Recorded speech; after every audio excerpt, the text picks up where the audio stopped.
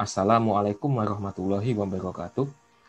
Kembali pada video praktikum mata kuliah Ekonometrika 2. Kali ini kita akan menggunakan Stata sebagai salah satu software untuk menganalisis data.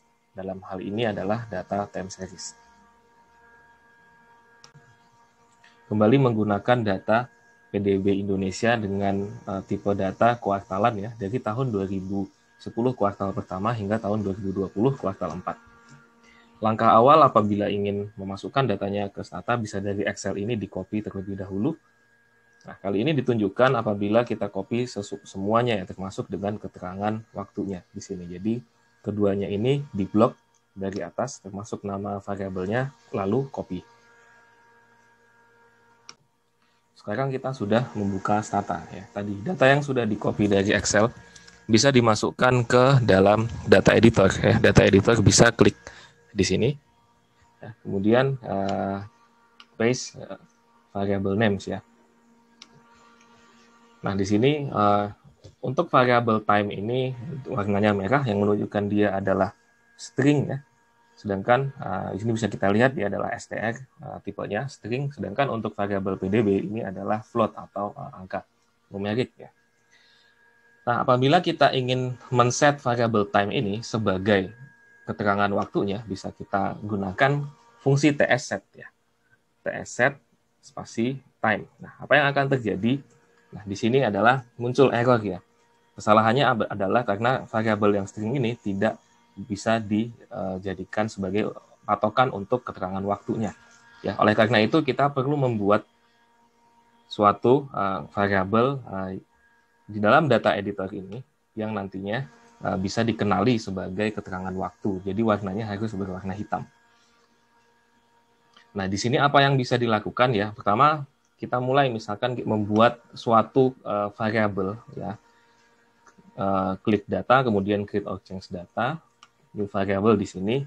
Ya, misalkan saya beri nama variabel barunya ini adalah T, ya, di mana T ini nanti akan berisi angka ya dari 1 dan seterusnya, 1, 2, 3, 4, dan seterusnya ya. Maka di sini kontennya itu saya tuliskan, formatnya itu underscore N ya. Lalu saya klik OK. Ya, maka dia akan berisi 1, 2, dan seterusnya sampai observasi yang terakhir yaitu 44. Nah, selanjutnya saya melakukan transformasi pada variabel T ini supaya dia bisa dikenali sebagai ukuran waktu yang kuartal di sini. Maka saya lanjutkan lagi, saya create variabelnya, variabel baru ya. Nah, misalkan saya beri nama di sini adalah new time. Ya. Lalu baru saya masukkan di kontennya ini adalah formulanya.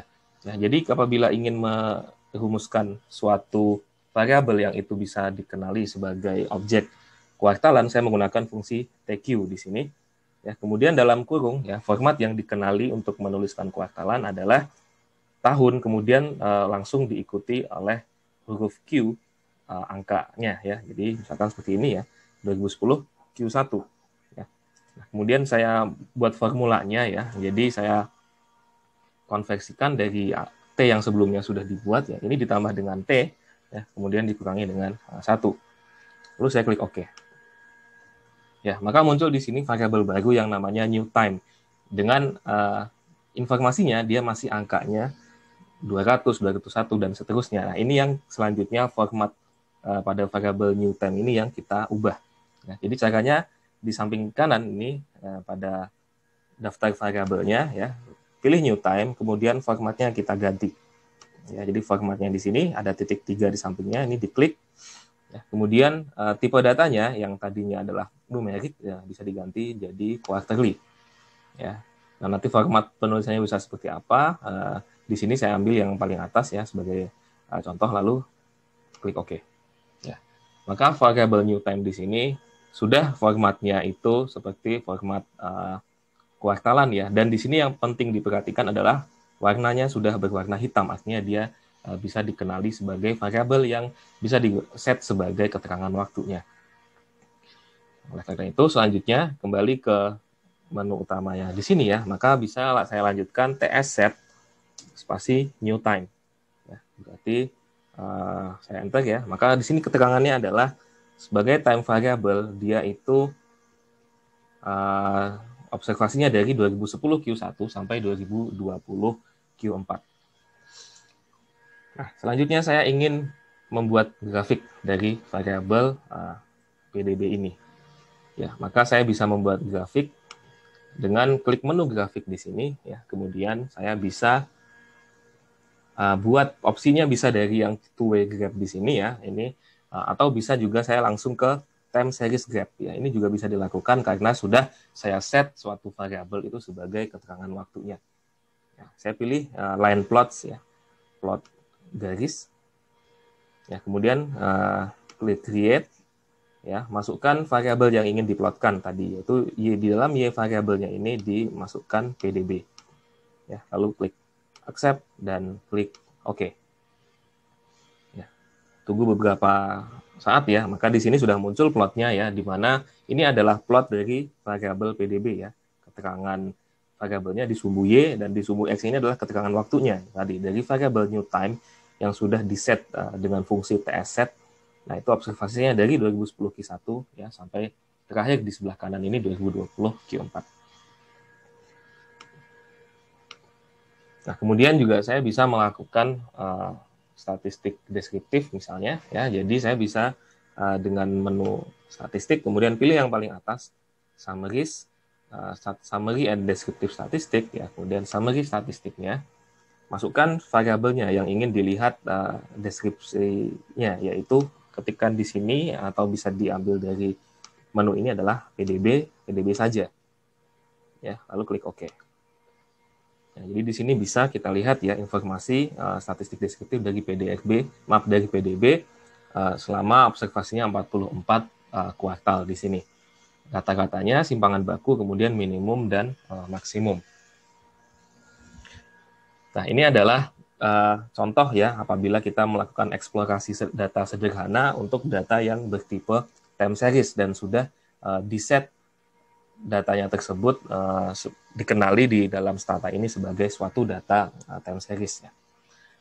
Nah, selanjutnya terakhir pada video singkat ini saya ingin menunjukkan bagaimana cara melihat ya atau melihat apa-apa saja analisis yang bisa dilakukan di dalam Stata ya. Dan lebih lanjut, lebih spesifiknya berkaitan dengan yang dipelajari di Ekonometrika 2 yaitu analisis time series dan juga data panel.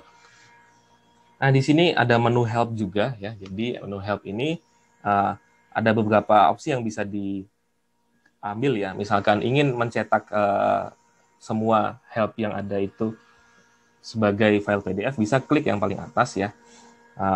Biasanya ada membutuhkan beberapa waktu untuk bisa mengumpulkan menjadi satu PDF. Ya, kita lihat saja terlebih dahulu pada video ini kontennya yang bisa dilihat ya pada menu help itu. Klik konten di sini. Ya, jadi di sini ada kategorinya ya, baik dari yang awal sekali ya, bagaimana basicnya ya.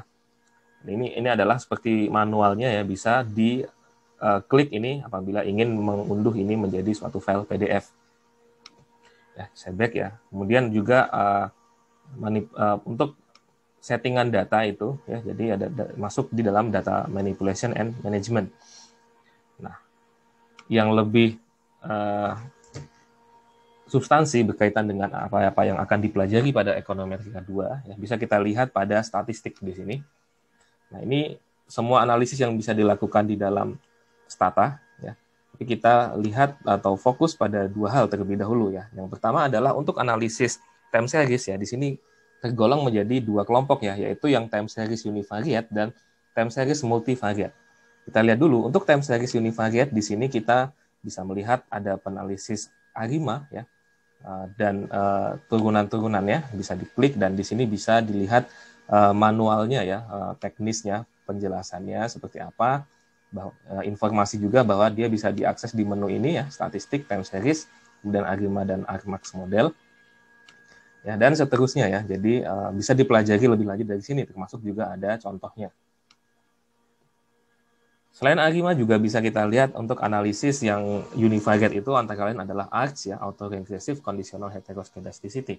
Ya, termasuk turunan-turunan ya yang bisa dipelajari lebih lanjut ya. Di sini ditunjukkan ya, dia bisa diaksesnya di menu yang mana ya. Kemudian untuk analisis yang berkaitan dengan univariate ini juga bagaimana melakukan pengujian stasionaritas ya. Di sini ada antara lain D-Fuller ya, augmented Dickey-Fuller unit root test ya, dan lain-lain. Bisa juga untuk forecasting ya, apa saja tahapannya yang dilakukan untuk melakukan forecasting. Ada contohnya juga dan ada aplikasinya di sini, bisa dipelajari lebih lanjut.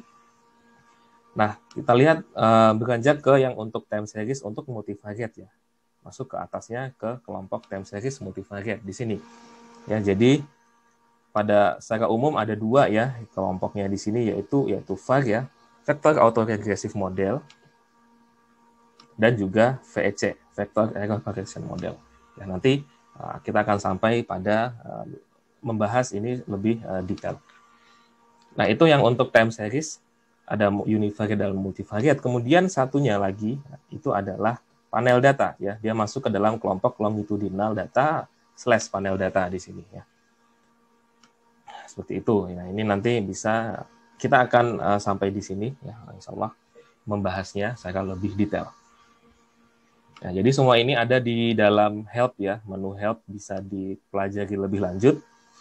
Dan untuk semuanya ini tadi ada di menu statistik, sehingga apabila kita lihat ya fitur-fitur analisisnya itu semuanya ada di dalam menu statistik ini ya, masuk ke kelompok time series atau multivariate time series serta yang longitudinal atau panel data. Semuanya berkaitan dengan ekonometrika 2 bisa kita nanti pelajari dari sini.